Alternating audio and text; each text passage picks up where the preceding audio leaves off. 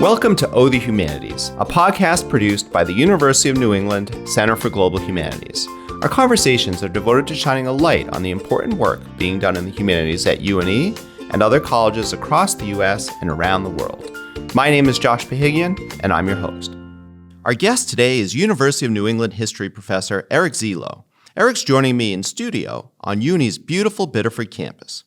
We're speaking just a few days after the release of Eric's latest book, a new installment in the Oxford Handbook series. But to call this publication a handbook seems to sell it short. At 740 pages, the Oxford Handbook of Tourism History is an exhaustive work. This collection of scholarship, which our guest selected and edited, along with his co-editor, Kevin J. James, represents a definitive statement in the field of tourism history. As some listeners may know, tourism is one of the largest industries in the world. It also shapes and is shaped by our modern world in virtually every respect. And this book explores that aspect of the industry as well as many others. We'll dig into some of the specific topics covered by the book shortly. But first, let's meet our guest.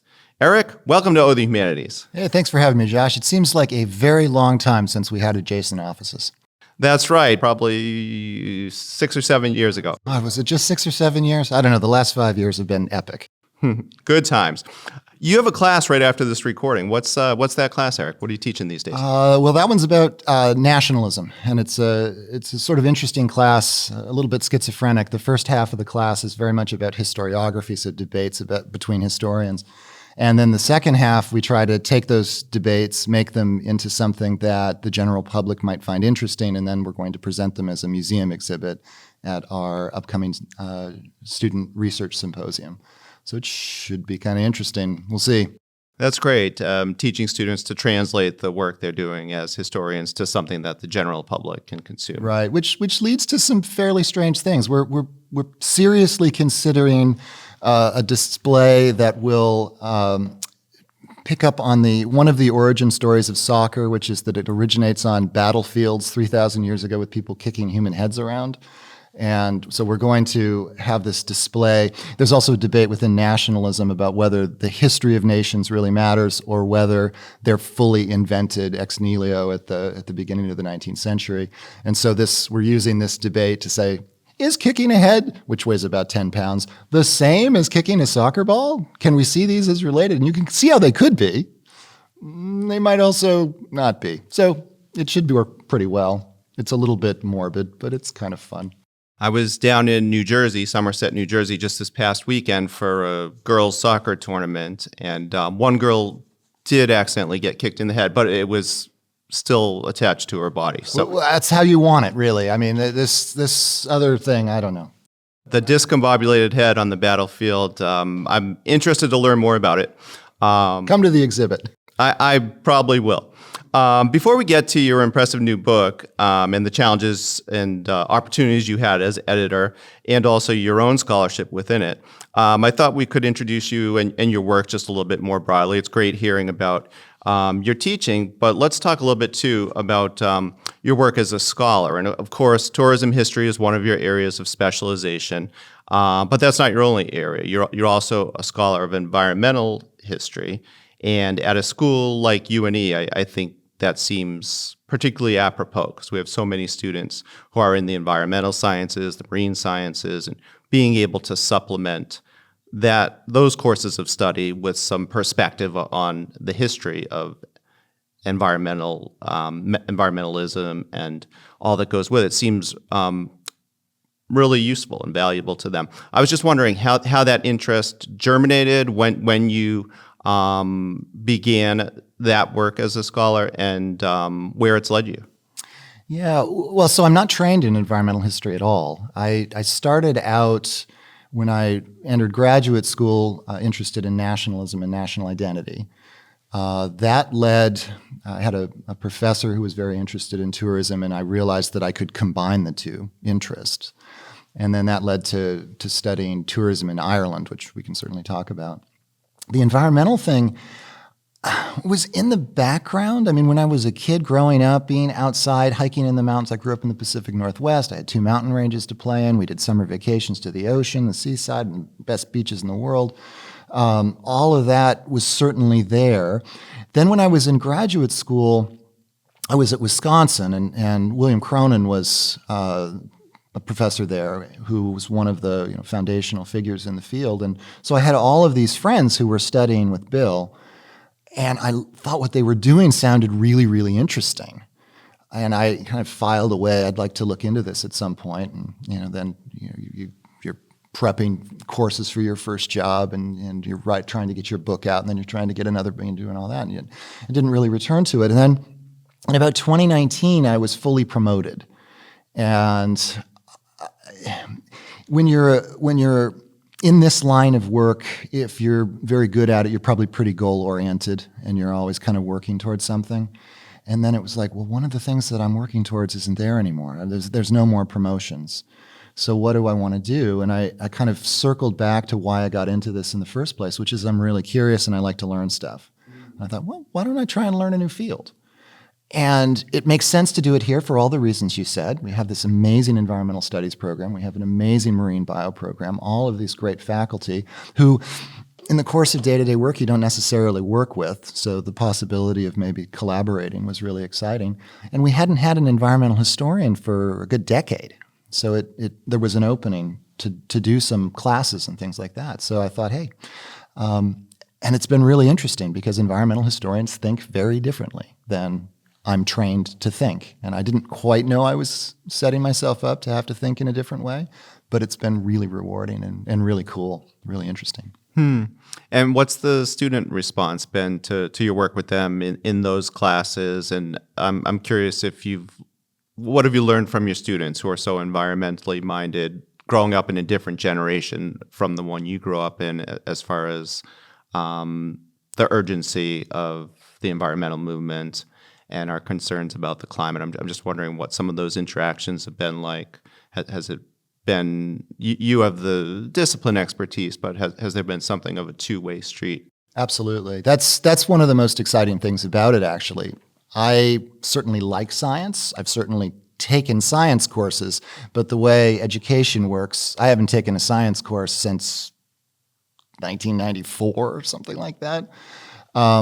So encountering students who are so steeped in the ecology or the marine biology or whatever it is, they bring that to class, and it really does create an exchange. We often talk about learning from students, and we do, but it's not necessarily in a disciplinary way, right? You're learning about other things. And in this case, I'm learning about the disciplines they study and able to be excited about the same things that they're doing.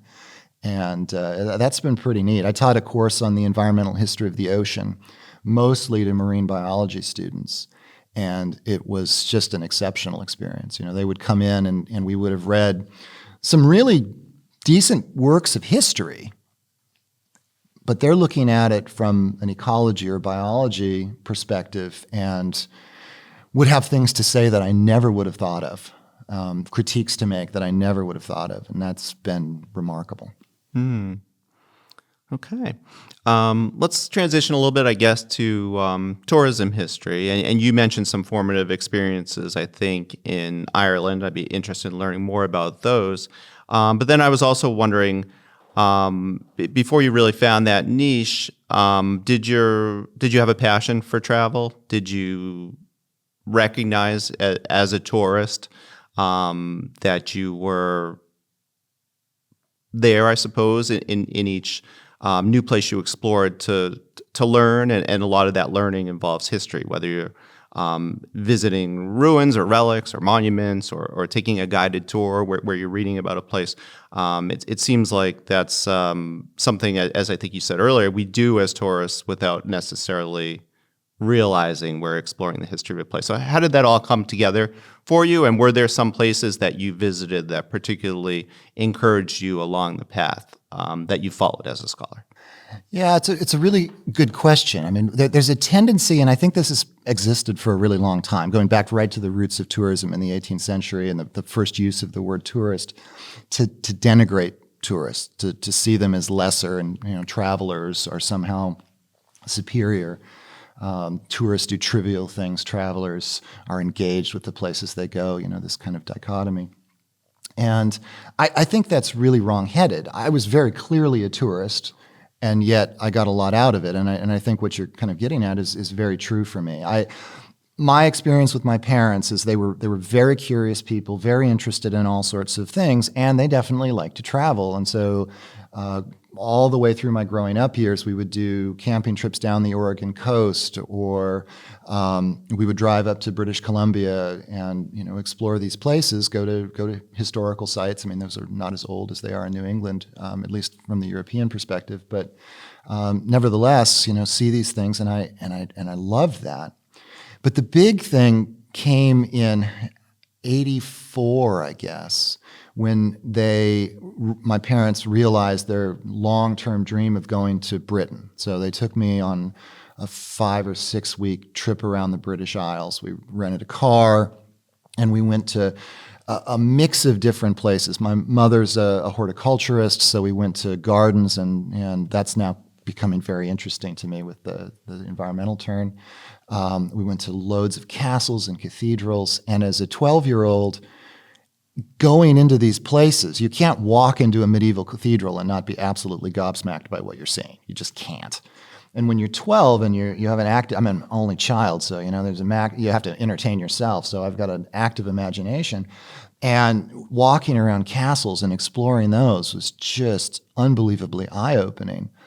And very quickly, I got a sense that there was a past and an ancient past. If you're walking on a Roman roadbed that's lower than the ground around it, people have been walking on for a couple of thousand years, you can't not feel that history. And so thinking about time depth and thinking about our relationship to the people who came before became very, very interesting to me. Then I came back to the U.S. and I was sitting in my 6th grade classroom, and I was flirting with a couple of my female colleagues in the class, and the teacher called us out on it. She said, "What are you doing, Eric? Do you want to teach this class?" And I said, "Yeah." You called the bluff right there. And she was like, "Oh no, what do I do now?" And I'm still friends with her, so she's talks about this still. And I went up and proceeded to give an impromptu hour-long lecture about Edwardian castle design, and I loved it. I mean, this was like so much fun. So my fascination with history starts as a tourist, and then the decision to become an academic actually happened while traveling as well. That was in college. I was traveling with my friend Andrew, and we encountered a Scottish fellow, and I asked him, what do you know about the Scottish National Party? Because I didn't know anything about it. I couldn't understand the guy's accent, and I was desperately trying to engage. So I asked this question essentially to be polite, and he went ballistic. And at that time, politics wasn't as polarized as it is today, and I wanted to understand that. That led to studying abroad in Aberdeen, Scotland for a year, and hanging out with Scottish nationalists and getting really interested in the history. Prior to that, I wanted to be a journalist. But now I'm studying this thing, and I'm studying it in depth, the kind of depth you can't do as a journalist, and I'm being taken seriously as an undergraduate by faculty who are like serious scholars, and being invited to the faculty commons room and all these kinds of things that when you're a kid, it's just like mind-blowing. And that's when I made the decision, I think I want to do this. And so again, I'd been a tourist, I got interested in something, and that shaped who I was. And I think that realization that travel can really shape your identity is something that runs through as a through line through everything I've done since. That this is not a trivial thing, this is very important. Being a tourist is not something, there are tourists who behave badly, but it is also and can be completely transformational, and I'm fascinated by that. You mentioned the distinction between a tourist and a traveler, and I'm reminded of reading Walker Percy, I think it was Ways of Seeing, where he talks about we want to be sovereign discoverers and not just be consumers of a prepackaged experience. And I was wondering, do you think we're too reliant on people like Rick Steves, or as you know, I'm a baseball travel writer, so I've written guidebooks for fellow fans to just kind of follow along a path. As you study the history of tourism, when did we come prone to like deferring to an expert? Was there a Rick Steves back in medieval times telling the Crusaders what spots to check out along the way of their rampaging? Or is that a fairly modern phenomenon that we have that deference to the guidebook, or now I suppose it's the internet, it's whatever site you log on to see what's worth seeing in the new place you're exploring? It's a bit of an involved answer. There are ancient guidebooks. There are guidebooks. The Romans have there's a fair argument to be made that there were Roman tourists. I'm a little skeptical about others, but there were Greek guides. They weren't necessarily guides you could carry with you, but they certainly talked about various places that you could see. And if you read something like Herodotus, you're going to find accounts of travel and what makes these people different and so forth and so on. I'm ready to be convinced that some of that ancient stuff suggests tourism, but at this point I'm not. And most classicists and most medievalists are right there with me. They're like, look, don't impose some modern thing on this ancient pastime. These things are different. There's similarities. There's patterns, I suppose, that are similar. But the grand tour in the 17th and 18th centuries is really the kind of point that most scholars would see as the development of modern tourism. And so this is it's kind of a finishing school for the elite. They're supposed to go travel around Europe for 3 months to multiple years. They're supposed to learn languages. They're supposed to develop good taste. They're supposed to meet people that will be their fellow diplomats and things in the years ahead. Those learning outcomes were almost never met. They tended to go and behave badly, and that's where we get this kind of tourist as negative. Those were elites. Those were very wealthy people. They were supposed to go and buy stuff. They were supposed to spend gobs of money. They were supposed to buy paintings. They were supposed to develop taste in terms of how their estates would be laid out and designed. They were supposed to do all of these kinds of things. And it's that linkage of consumerism with travel that I think is where we get tourism. Okay, so that's kind of the key thing. There's a consumer revolution that happens in the 18th century. One scholar describes it. I love the term just because it sounds so erudite and sophisticated. It's self-illusory hedonistic consumption, the idea that by buying stuff, you're making yourself better. And so that enters the frame. But to get back to your question about guidebooks, in the early 19th century, that's when we get the first mass-produced guidebooks by Murray and Bedecker, and then a whole bunch of other guidebook producers who are producing similar things. And what those guides do is mediate the experience, and really they tell you what to see. They tell you how to see it. At that point, there weren't cameras yet. They tell you what to sketch. They tell you how to feel, which could cause existential crisis for people. I mean, my God, if you go to Niagara Falls and you're looking at this thing and you're supposed to feel the presence of God and you don't, what does that say about you? And this people would like freak out.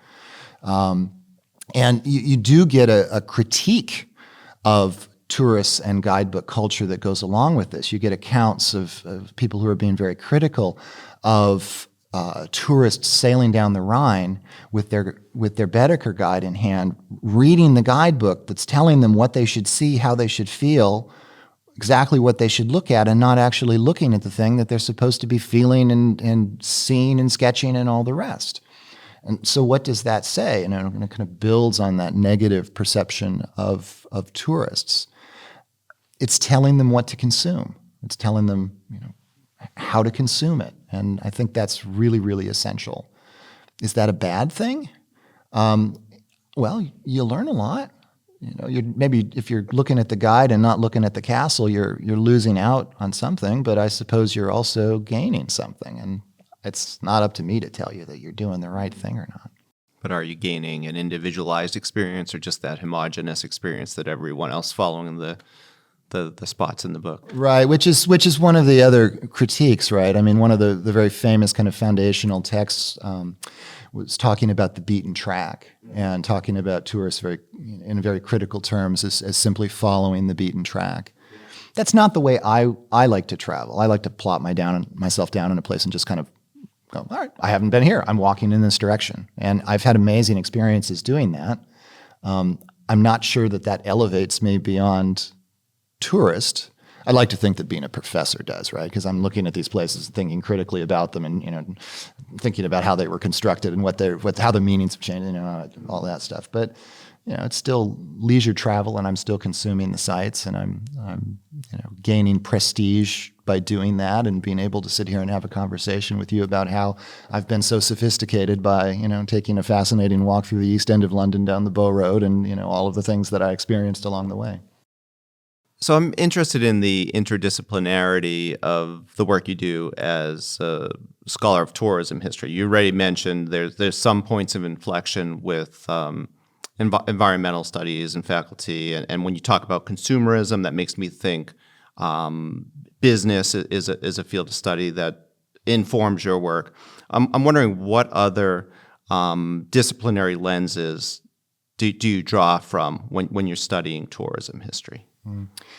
Yeah, I mean, in academia, we like to talk about interdisciplinarity, and we don't tend to do it. I mean, environmental history is inherently that. Of course. You can't get away from it there.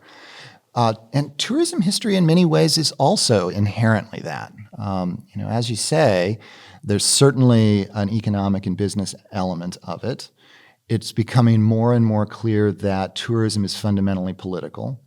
And so, what you see and how you see it ties into your national identity, and it's been used by various political regimes for various purposes, and all kinds of stuff we can certainly talk about. It has the ecological thing, as you said. Literary stuff is very much useful. So we've talked about guidebooks and how you go about reading the guidebook, how you read travel writing, and that's something that tells you a lot. People's travel diaries. But also, I talked about guidebooks as mediators, but postcards, the paintings that grand tourists were buying, and then the photographs that we take now, which tend to look an awful lot like the postcards, which tend to look an awful lot like the paintings, right? We learn a particular lens that we need to look through. And so that is something that you have to think about historically. How does that develop? How do we imagine aesthetics and the development of aesthetics and so forth? Anthropology. I grew up, when I was in graduate school, there was a kind of anthropological turn in history anyway, and we were looking at Clifford Geertz and developing some of our ideas based on thick description and things like that. But host-guest interactions are very much a part of how we need to think about tourism, and anthropologists were the first ones to start doing that. In fact, some of the first serious scholarship about tourism was anthropologists in the late 70s and early 80s. Well, very interesting. Let's turn now toward your new book and see if we can get into some of its topics. As a way of sort of introducing it more fully, I thought I would just read the publisher's back jacket description, and then I have some questions for you. The Oxford Handbook of Tourism History provides an essential reference resource that consolidates innovative research into the history of tourism while mapping new trajectories that embrace scholars working in a variety of national contexts. The collection's original essays give advanced students, instructors, and researchers an overview of the field as it exists today and chart a course forward, particularly as regards the nascent histories of various niche tourism practices which have yet to receive adequate historical analysis.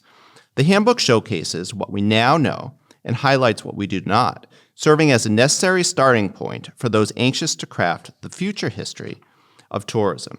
Moreover, it offers coherence to the exploration of tourism historiography by offering readers a resource in which a common set of axes of analysis, specifically nationhood, sexuality, race, gender, and class, are systematically explored across a wide expanse of time and space in discrete engagements with core themes in tourism history.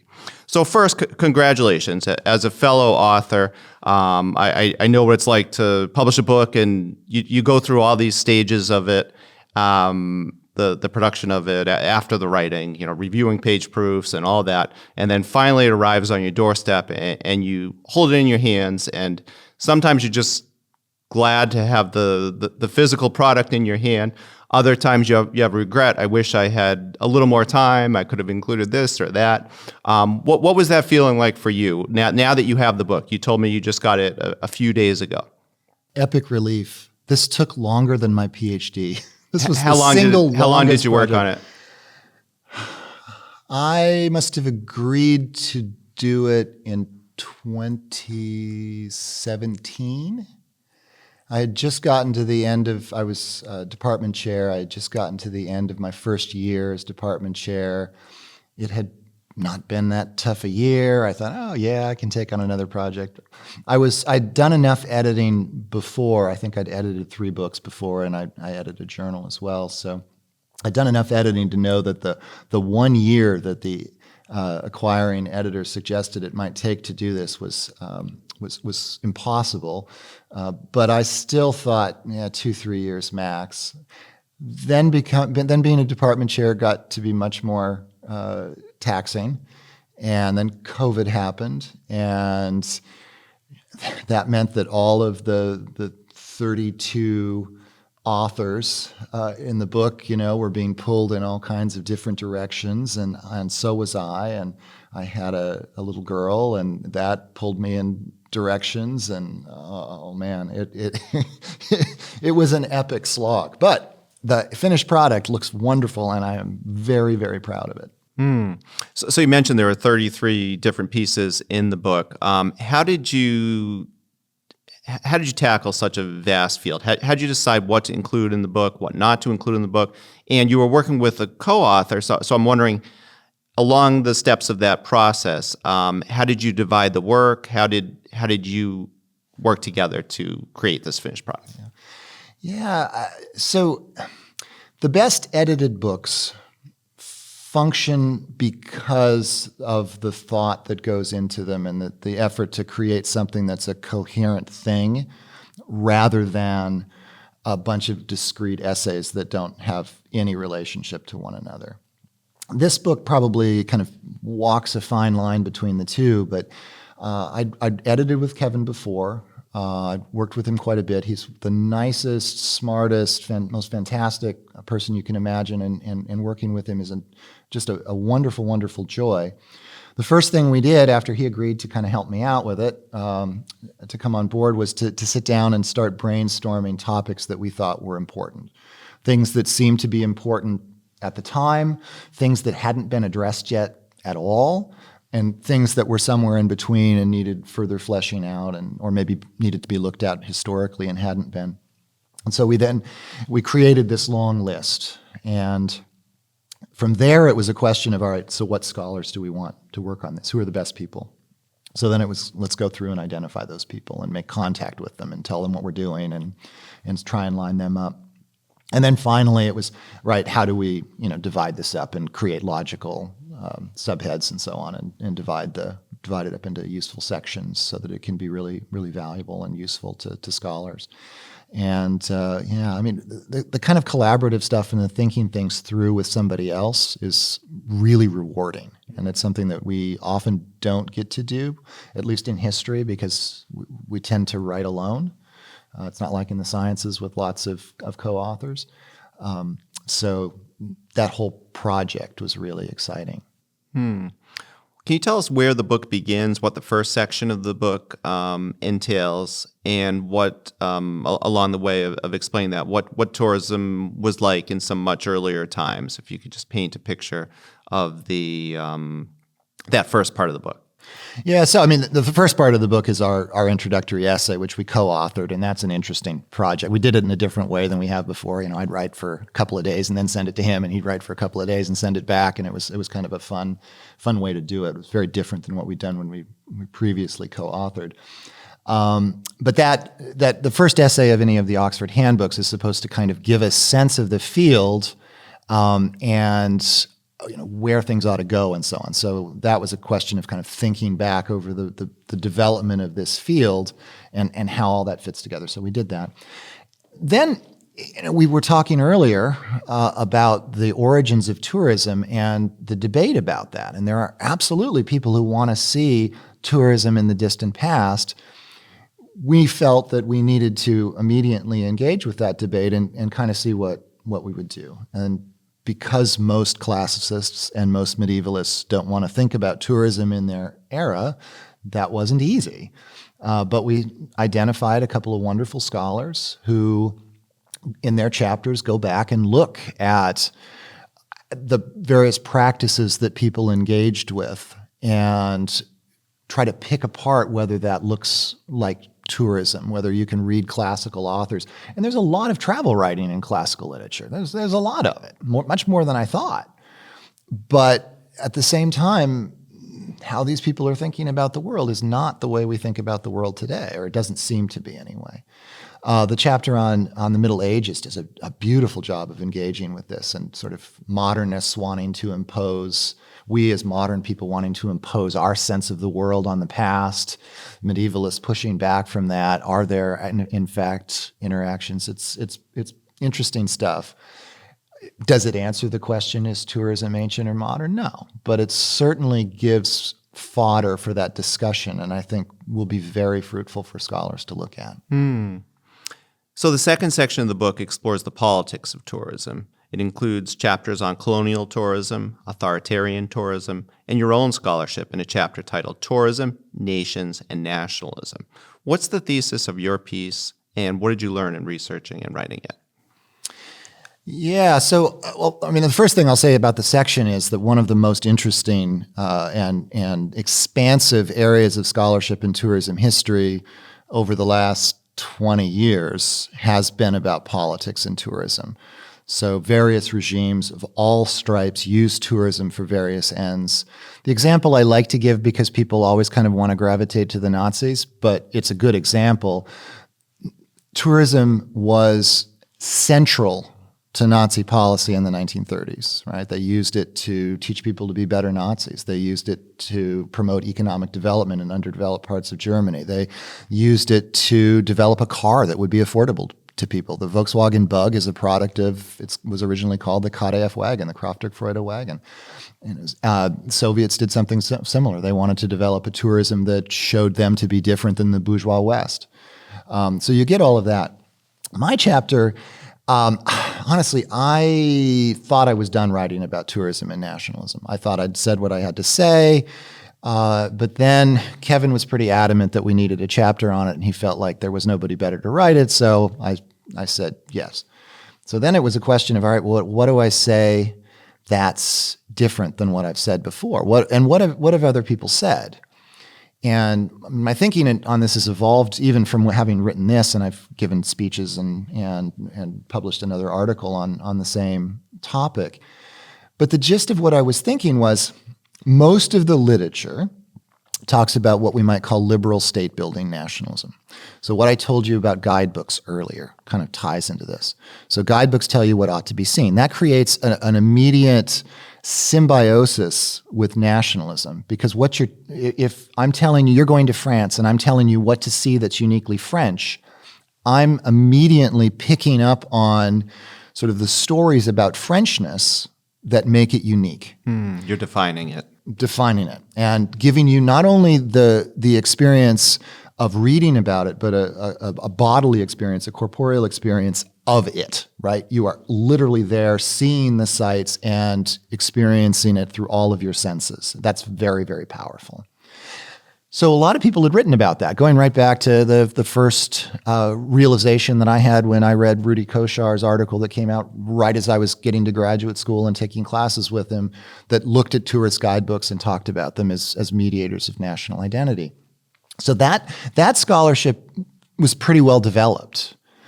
But what's been happening in more recent work, and it's not talking about tourism and nationalism per se, it's talking about other things. But as I read it, I'm like, this is about nationalism.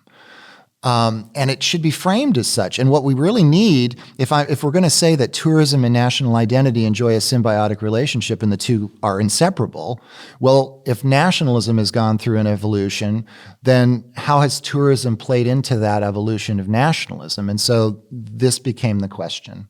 So the chapter and the subsequent speech and other stuff essentially takes up the idea of proto-nationalism. So nationalism, according to most nationalism scholars, is a product of the late 18th and early 19th centuries.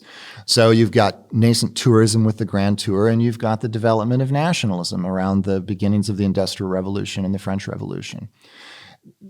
That's not yet nationalism full stop or tourism full stop. It's a little bit more limited than that, but nevertheless, the two start to merge. Then you get into the liberal state-building nationalism phase. And during this phase, they are fully together. By the second half of the 19th century, though, nationalism starts undergoing some changes. It becomes more exclusive, as one scholar puts it, or more closed, as another scholar puts it. Instead of liberal state building, how do we bring people together and create a nation? It becomes, we're a nation and you're not like us. You're different. You're lesser than us, which is often tied to language, and it's often tied to race, and it's often tied to a whole host of different things. This type of nationalism was often very much caught up in imperialism.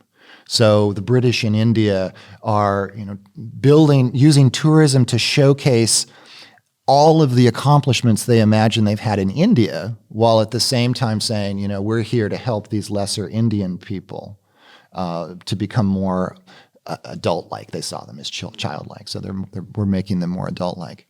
And so there's this exclusionary thing. And so what do the Brits do? Well, they show up in India and they start building, among other things, hill stations, which look exactly like English villages in the foothills of the mountains, and they're in climate zones that are fit more neatly with your average English person rather than the plains of India where it's hot.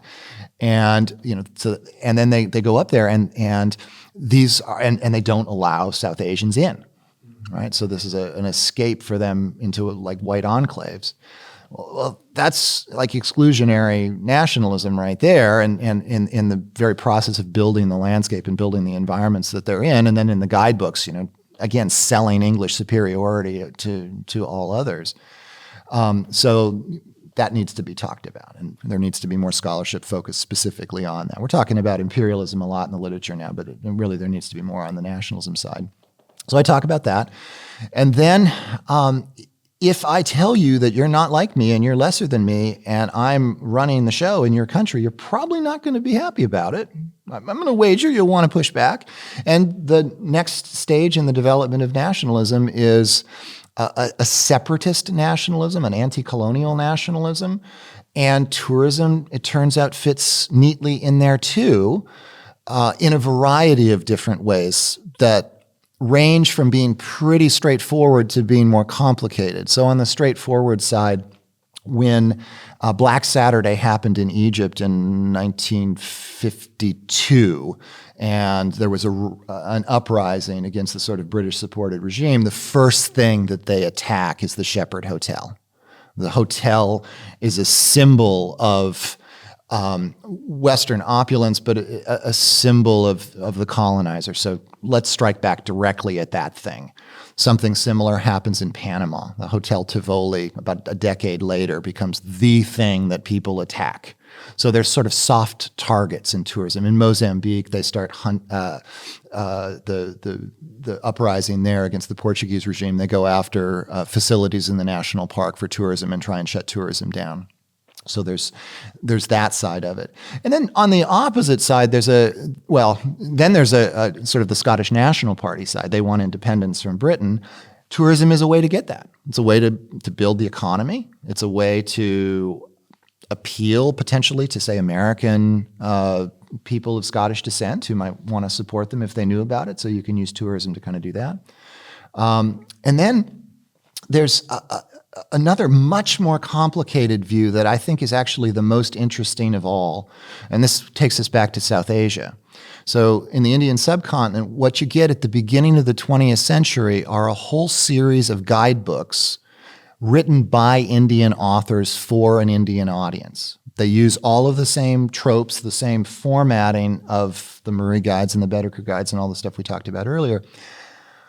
But again, they're written for a South Asian audience. And so they start telling South Asians what to see and how to see it and how to think about it. And what's fascinating about this, well, so when I was a student, and probably you as well, if you took any stuff on like post-colonial theory in college, you would have run across the idea that the colonized have had their voices taken from them. More recent scholarship challenges that and says, no, actually, these regimes weren't that powerful. But they're still much quieter, right? You start looking at these guidebooks, and what you start finding is a very nuanced debate happening among these Indian authors about what it means to be Indian.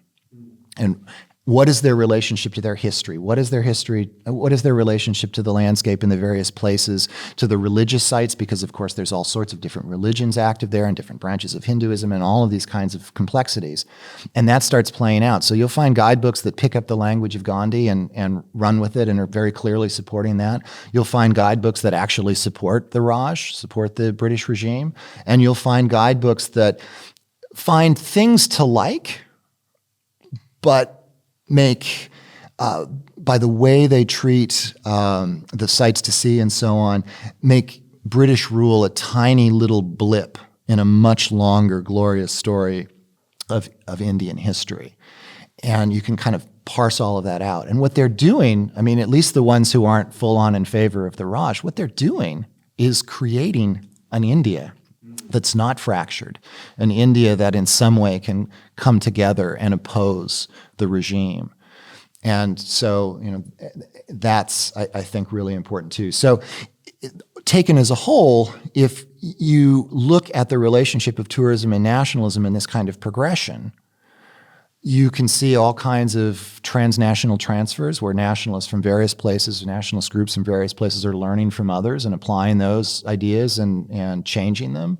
You can get a more nuanced sense of how nationalism evolved, and you get a more nuanced sense of how tourism evolved. So that ended up being the argument that I made there, and I hope it raises, at the very least, some people who will say that I'm either right or wrong. That would be good to spark a little discussion. Well, fascinating stuff, and it's nice to be able to create that conversation or add fodder to that conversation for others in your field. We have only a few minutes remaining, but as the book progresses, you get into other types of tourism that really piqued my curiosity. I haven't been able to read all the book yet, but subjects like ecotourism, culinary tourism, nudist tourism in the 1970s, sports tourism for skiing or World Cup soccer or golf. What's one or two colorful stories or something from one of those domains or a different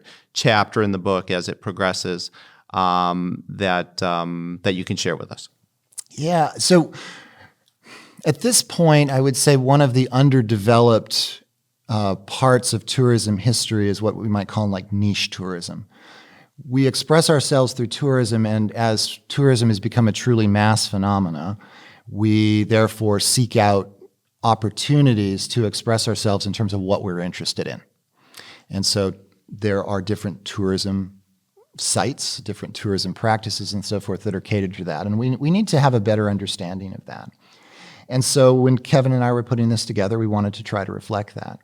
I sort of hesitate to pick one chapter that I found more interesting than others or anything like that. I think that what we've done here is start down the path of pushing for that. One of the things you can do as an editor is kind of try to shape the literature and shape the scholarly directions. And I hope that's what we're doing here, kind of pushing people to think historically about the things they may study from a non-historical perspective. That's what we've really done in the dark tourism chapter. There's a lot of literature about dark tourism, which is a fascinating topic and a nuanced and a complicated topic. But there hasn't been a lot of historicizing of it. And so this chapter kind of does that. And I hope we'll see a lot more of that moving forward. So that's really the goal there. Sounds good. And sorry to put you on the spot to pick just one. What's next for the book now that it's out in the world? Are you going on a mini book tour? Are you doing more podcasts like this? Are you sharing it with all the colleagues you've met through your travels as a scholar through the years? Or where's the book go from here? Well, they don't provide you with that many copies as an author to hand them out. Well, I certainly would love to talk about it more. So if opportunities come up for that, the thing, and I know listening to your podcast that other authors have said the same thing, that once you've written it, once you've done it, it goes out and it has its own life. And that's what happens now. It goes out, it has its own life. We've got a load of scholars who are in it. Obviously, there's 32 different authors. So those 32 different authors will be, talking about it. I understand from talking to colleagues who've edited books in this series or in series like it that these kinds of volumes wind up having different life trajectories than maybe a traditional monograph or even a traditional edited collection. So I haven't done. I've done 4 edited books now, but this one is by far the biggest and in many ways most complicated. And so I'm just kind of fascinated to see what happens. That's my question too, I guess, is where we come down with it. Well, we'll have to stay tuned, I guess, and I'll be curious too to see how far the reach of the book is. And I'll be curious, too, to see where your scholarship continues to take you. I know you have other projects. We won't put you on the spot to talk about them right now that you're already thinking about. And we're really lucky at the University of New England to have scholars doing such interesting work. Eric Zuelow, thank you so much for joining us today. Thanks a lot, Josh. That's it for this episode of Oh, the Humanities. As always, thanks for listening. And feel free to tell us what you thought of this conversation on the CGH social media channels: Facebook, Instagram, LinkedIn, and X.